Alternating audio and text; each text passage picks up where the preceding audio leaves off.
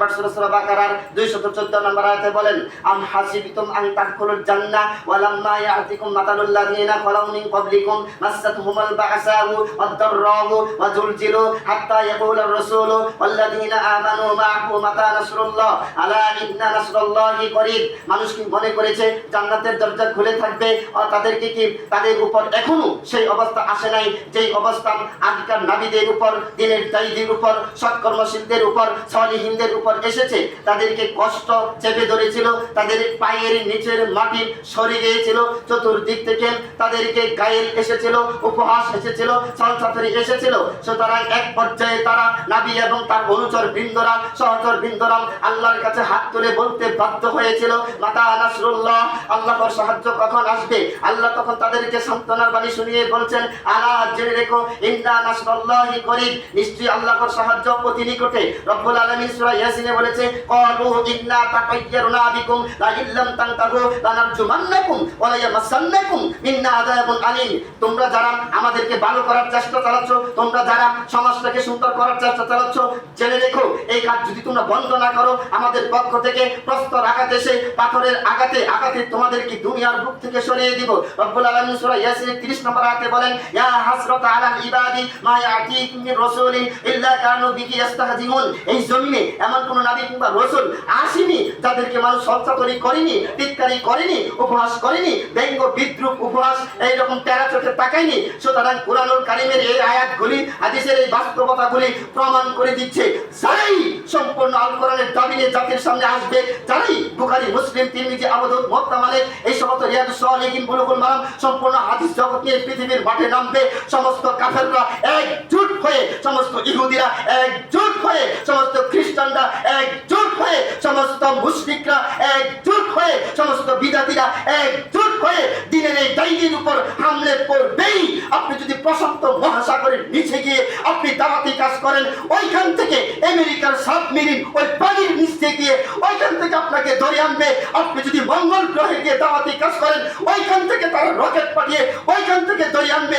সুতরাং বুঝে গেলে এই অবস্থা জেনে শুনে বুঝে আল্লাহর কালামকে বুকে ধারণ করে উম্মাহর জন্য নিজের জীবনটাকে ওয়াকাতরে বিলীন করার মানসিকতা নিয়ে প্রত্যেকটা মাদ্রাসার মুহতামিমকে, আলোচককে, গবেষককে, মুফাসসিরকে, মুহাদ্দিসিনকে, শাইখকে, দরবেশকে, পীরকে, ইমামকে ওয়াকফে জাতির সামনে দাওয়াতি কাজ করতে হবে। করতে করতে মাটির নিচে যেতে হবে। আল্লাহ রাব্বুল আলামিন এমন একটা সম্প্রদায় এনে দিবেন যারা বিশ্বটাকে শাসন করবে, এর আগ পর্যন্ত দাওয়াতি কাজ বন্ধ করা যাবে না। কথা কি ঠিক নয়? আপনি পানির নিচে দাওয়াতি কাজ করবেন, সাবমেরিন কি রেডি নয়? আপনি গাছের উপর আপনি দাওয়াতি কাজ করবেন, প্রতিটি রাস্তার দুধারে কি লাইট পোস্ট নয়? আপনি বাজারে দাওয়াতি কাজ করবেন, সিসি ক্যামেরা কি নয়?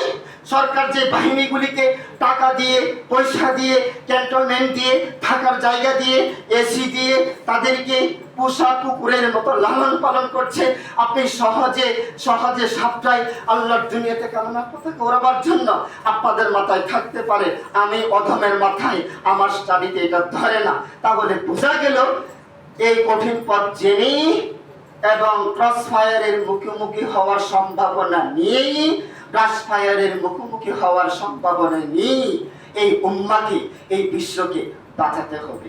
কথা কি ঠিক? মন থেকে বলেন, কথা কি ঠিক নাকি দ্বিমত আছে? আচ্ছা, প্রিয় উপস্থিতি, ইসলাম নিতে হবে কিতাব থেকে। ইসলাম নিতে হবে কিতাব থেকে। ইসলাম যদি নেন ব্যক্তি থেকে, তাহলে পুরো ইসলাম না পাওয়ার সম্ভাবনাই বেশি। যেমন আমি একজন মানুষ, আমি আপনাকে ইসলাম দিলাম 98%। কত পার্সেন্ট? 8% বাকি রইল। গোটা জাতি 98% ইসলাম পেয়ে তাদের মগজগুলি এই 98 লিমিটেশন হয়ে গিয়েছে। তাদের চিন্তা, তাদের চেতনা, তাদের জ্ঞান, তাদের ধারণা, তাদের অনুভূতি, তাদের কল্পনা, তাদের চেতনা, তাদের জল্পনা সব 98 এসে স্থির হয়ে গিয়েছে। বাকি 2% যদি কেউ পৃথিবীর সামনে নিয়ে আসে, তখন কি যেখানে চেতনা, ধারণা, জ্ঞান, অনুভূতি, কল্পনা, জল্পনা 98 একবারে ভুলভিল হয়ে আছে, ওই জায়গাটিতে যখন 2% আসবে, তখন কি এটা মেনে নেওয়ার মতো? বলেন, মেনে নেওয়ার মতো? এই 2% এমন কঠিন, শুনে নাই, মুহতামিমের কাছেও শুনে নাই, আজহারি সাহেবের কাছেও শুনে নাই, ডক্টর জাকির নায়েকের কাছেও শুনে নাই, কাবার ইমামের কাছেও শুনে নাই। আপনি বলবেন সবাই কি 98% ইসলাম দিয়েছে? বাকি আলোচনায় আপনি জাজ করতে পারবেন পুরো ইসলাম জাতির সামনে আসতেছে কি আসতেছে না। একটা উদাহরণ দিই, এটা আমি সব জায়গায় দিই বোঝানোর জন্য, দ্বিতীয় হবে, এছাড়া অন্য উদাহরণ আমার কাছে নাই। এক সাধারণ বাবা ছেলে মেয়েদেরকে মাছ খাওয়ানোর জন্য বাজার থেকে বাগা মাছ আনতো, বড় মাছে, বড় একটা পাঙ্গাস, বড় একটা বোয়াল, অনেক সময় বাগা করে বিক্রি করে না, সম্পূর্ণ কেনার সামর্থ্য তো তার নাই, তো বোয়াল মাছের বাগা আনতো। বাড়িতে আনার পরে ছেলে মেয়ের, এই ভাই ঘুমাচ্ছেন, ছেলে মেয়েরা জিজ্ঞেস করতো, ভাই বাবা এটা কি মাছ? বোয়াল মাছ। এইভাবে ছেলে মেয়েরা অনেক বড় হলো, দিন একদিন ফিরলো, স্বাচ্ছন্দ্য বা সচ্ছলতা পরিবারে ফিরে আসলো। এই দিন বাবা আর বাগা মাছ আনে নাই, তখন পুরো মাছটাই আনলো। ছেলে মেয়ে এবার জিজ্ঞেস করলো, বাবা এটা কি মাছ? বাবা বললো এটা বোয়াল মাছ। জি না, এটা তো বোয়াল হতে পারে না, আমি আপনার ঘরের সন্তান, আপনি আমাদেরকে বল চিনিয়েছেন, বল খেয়েই বড় হয়েছি, হঠাৎ করে এমন এক আজব সংবাদ আমাদেরকে দিচ্ছেন যে এটা বল নয়। আজকের এই সময়ে যখন আমরা বাগা ইসলাম পেয়ে আমরা বড় হয়েছি, টুকরো ইসলাম পেয়ে, খণ্ডিত ইসলাম পেয়ে আমরা যখন বড় হয়েছি, হঠাৎ কেউ যদি দিনের দায়ী সাহসী ভূমিকা রেখে জাতির সামনে পুরো বলটা নিয়ে আসে, পুরো ইসলামটা নিয়ে আসে, তখন 98% মুক্তি আর 98% এই সমস্ত সাহেব তারা সম্পূর্ণ ওই 2%-এর বিরুদ্ধে গিয়ে গোটা জাতিকে বিব্রতকর পরিবেশে রেখে গোটা মানুষকে অশান্তি দাবানলে দাউ দাউ করে জ্বালিয়ে দেওয়ার ভূমিকা তারাই পালন করছে, সাধারণ মানুষ নয়। কথা কি ঠিক নয়? কারণ 98 দিয়ে শাহিদ হয়েছি, 98 দিয়ে মুক্তি হয়েছি, 98 দিয়ে মুফাসসির হয়েছি, বাকি 2% মাইনাস করে চলেছি তগুতের চোখে ভালো থেকে প্রতিষ্ঠানের আঙ্গিনাকে বড় করার জন্য। বাকি 2% গোপন রেখেছি প্রতি বছর মাহফিলের অবস্থানটাকে, রমরমা জমজমার অবস্থানটাকে ধরে রাখার জন্য। বাকি 2% গোপন রেখেছি প্রতি বছর মাক্কাতে ইতিকাফ করার জন্য। বাকি 2% ধরে রেখেছি সাধারণ জনগণ থেকে হাদিয়া তোহফা পেয়ে আমার জীবনটাকে অনেক দূর এগিয়ে নেওয়ার জন্য।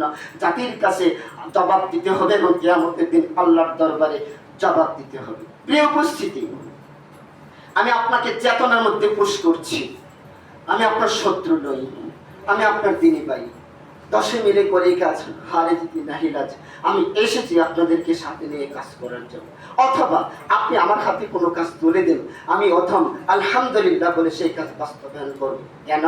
হৃদয়টা আজ খুবই বারাক্রান্ত, হৃদয়টা বিষণ্ণ, চোখ ভরা অশ্রু দিয়ে, হৃদয় ভরা ব্যথা দিয়ে এবং শরীরের প্রতিটি অনুভূতি আজ ক্ষত বিক্ষতম। গোটা পৃথিবীতে মানুষের বানানো আইন চলছে, গোটা পৃথিবীতে বেকারত্বের হার বেড়ে গিয়েছে, দারিদ্রের কষাঘাতে গোটা পৃথিবী আজ জর্জরিত। নারীরা, মা এবং বোনেরা লাঞ্ছিতা, ঘৃণিতা, অপমানিতা, নিষ্পেষিতা, তারা অবহেলিতা। আজ সাধারণ যুবক বিয়ে না করতে পেরে তাদের মূল্যবান যৌবনকে হারিয়ে ফেলেছে। সাধারণ যুবকরা বিয়ে করতে না পেরে তাদের চরিত্রকে বেশ্যালয়ে আদান প্রদান করা হচ্ছে। এই ফেসবুক, এই ইউটিউব, এই চ্যাটিং, এই মেসেজিং, এই সমস্ত আড্ডাখানা, এই সমস্ত খেলা, এই সমস্ত মেলা, এই সমস্ত হিরোইন, ফেন্সিডিল, ইয়াবা, টোবাকো, বিড়ি, এই সমস্ত ডার্লিং, এই সমস্ত সিনেমা, নায়িকা, গায়িকা, ব্র্যান্ড, মিউজিক, সমস্ত আয়োজন দিয়ে গোটা পৃথিবীর মন মানসিকতা, শান্তি, সুখ, ঐশ্বর্য, ইলাহের সামনে নত হওয়া কোরআন মানুষকে শোনানো সবকিছু নাস্তা নাবুদ করে দিয়েছে। তাই ব্যথার জায়গা থেকে কথা শোনাতে এসেছি, ব্যথার জায়গা থেকে অনুভূতি আপনাদের সামনে শেয়ার করতে এসেছি। এই কাজের দায়িত্ব যদি আমরা না নেই, এই কাজের দায়িত্ব যদি আমরা না নেই, তাহলে আল্লাহর দরবারে আমরা কেউ পার পাবো না। সুতরাং কাজ করে যেতে হবে। আল্লাহ রাব্বুল আলামিন পবিত্র কোরআনুল কারীমের 74 নম্বর সূরা, সূরা আল মুদ্দাসসিরের 1 এবং 5 এই আয়াতগুলিতে বলেছে, ইয়া আইয়ুহাল মুদ্দাসসির কুম ফাআনজির ওয়া রাব্বাকা ফাকাব্বির ওয়া থিয়াবাকা ফাতাহহির ওয়া রুজ্জা ফাহাজুর। ইয়া আইয়ুহাল মুদ্দাসসির, হে কম্বলওয়ালা। রাসূল আকরাম সাল্লাল্লাহু আলাইহি ওয়াসাল্লাম একটা চাদর গায়ে দিয়ে আরাম ছিলেন। তখনই আল্লাহ রাব্বুল আলামিন অর্ডিন্যান্স জারি করলেন, ইয়া আইয়ুহাল মুদ্দাসসির, হে কম্বলওয়ালা, আপনি দাঁড়ান, কান দিয়ে অতঃপর সতর্ক করুন।